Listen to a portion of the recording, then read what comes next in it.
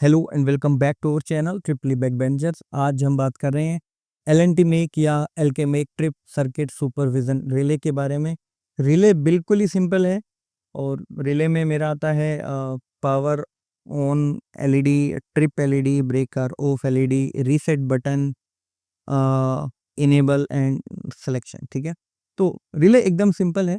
तो बेसिकली सबसे पहले हम बात कर लेते हैं कि what is the importance of trip circuit supervision relay. देखिए, किसी भी प्लांट में एसीबी का ऑन ना होना इतना बड़ा इशू नहीं है कि जितना बड़ा एसीबी का ट्रिप ना होना है। ठीक है, सपोज आपके प्लांट में कोई बहुत बड़ा फॉल्ट हुआ और आपका एसीबी ट्रिप ही नहीं हुआ, तो ये अपने आप में एक बहुत बड़ा इशू है।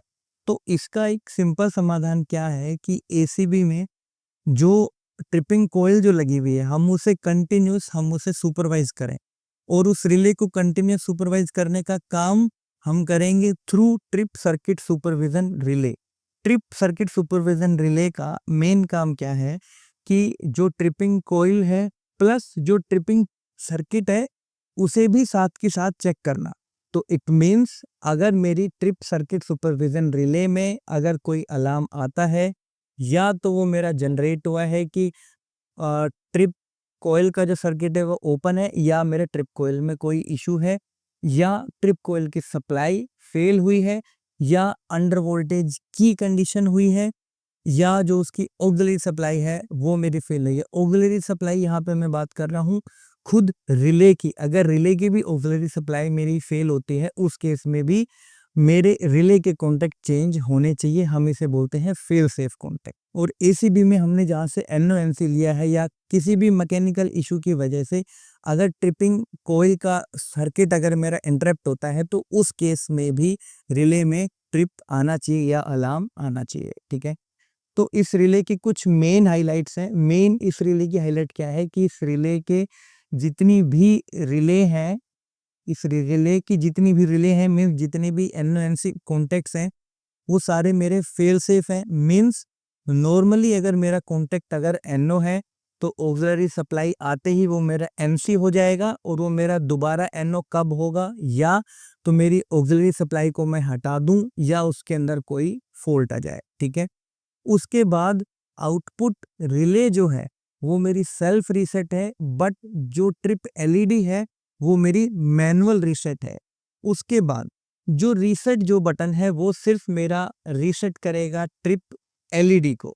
ठीक है, इसके बाद जो रीसेट बटन है वो सिर्फ ट्रिप एलईडी को रीसेट करने के काम आता है। अगर आपकी रिले पे अगर ट्रिप का अगर इंडिकेशन आ रहा है, इसका मतलब ये नहीं है कि रिले काम नहीं कर रही है। रिले कंटिन्यूस अपना काम कर रही है। ठीक है, क्योंकि रिले मेरा सेल्फ रीसेट है।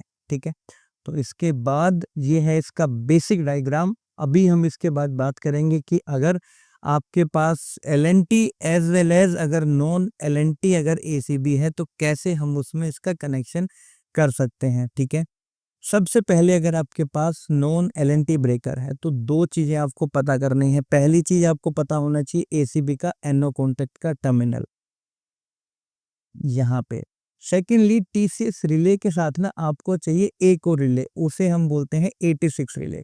और ये 86 रिले यहाँ का जो कॉन्टैक्ट है यहाँ से ये मेरी एनर्जाइज होगी।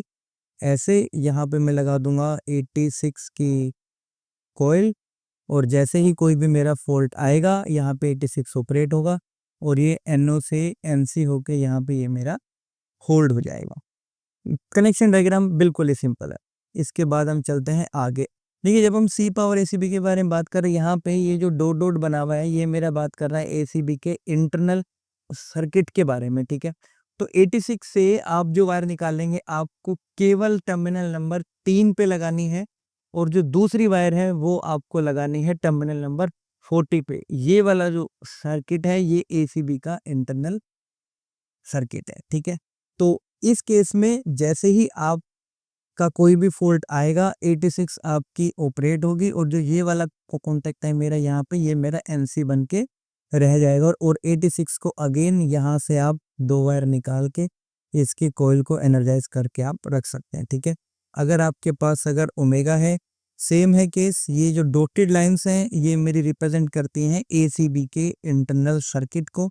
ठीक है। 86 से एक वायर निकाल के आपको लगा देनी है C1 पे, एंड सेकेंडली यहाँ से ये वाली वायर है, इसको मैं निकाल के लगा दूंगा टर्मिनल नंबर 14 में, ठीक है। एंड अगेन इसमें भी सेम रहेगा, यहाँ से मुझे लगा देनी है 86 रिले, और 86 रिले जैसे मेरी ऑपरेट होगी, यहाँ से मेरा NO हो जाएगा और उसके अंदर एक मेरा NC हो जाएगा और उसके अंदर एक अलार्म जनरेट हो जाएगा, ठीक है। और यहाँ पे मेरी है ऑक्सिलरी सप्लाई, ये मेरे को यहाँ पे लगानी ही चाहिए, ठीक है। इसके अलावा अगर आपको इस रिले में कोई भी डाउट रहता है तो आप नीचे कमेंट करके आप बता सकते हैं। होपफुली आपको ये वीडियो अच्छी लगी होगी। Thank you for watching this video. Thank you.